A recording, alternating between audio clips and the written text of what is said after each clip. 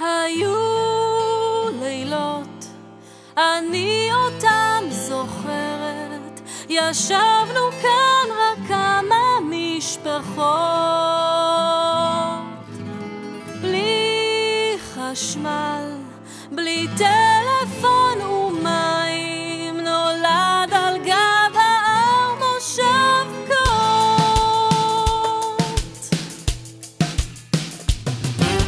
מה אני עושה פה לא יודע, אין תקציב ואין מה לאכול, מואזין צועק אני שומע, הבטיחו בית וקיבלתי חול.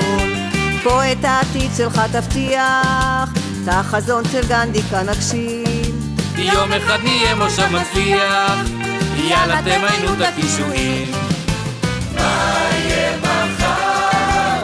כמה מהיום? איפה, איפה, איפה? זה מושב טהור, זה מושב טהור.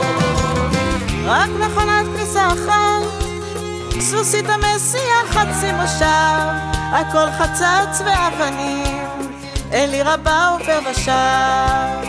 קיבוצניקים ותימנים רבים בדרך אל השוק של שכם, דיבלדס פה דיבלדס שם, כל הבקעה כבר שלכם.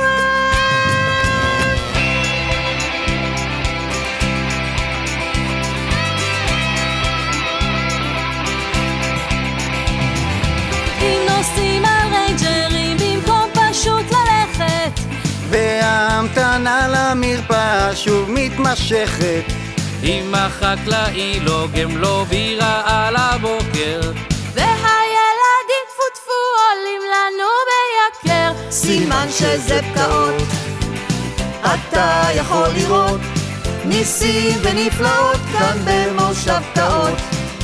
אם כולם מסתרים וגם סלומון מזיע, זה אומר שאין ספק שהבציר הגיע.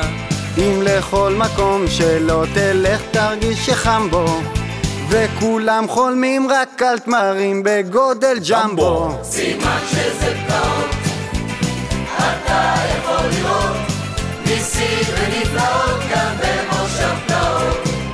אם כולם יודעים איפה היית, מה עשית, ואין במכולת לא נותרה אפילו פיתה, אם הרחוב נטוש בשעות אחר הצהריים, זה כי כולם בבריכה עמוק בתוך המים.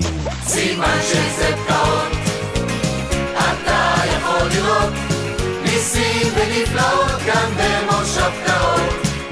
אם כולם גאים ומדברים על המורשת, כל שישי הפרלמנט יושב לו בברששת, אם בגלל היתושים עוד לא עצבנו עין, ומרוב זבובים פשוט נשבר לנו אז. סימן שזה פקעות, אתה יכול לראות ניסים ונפלאות כאן במושב טהור. סימן שזה פקעות, אתה יכול לראות ניסים ונפלאות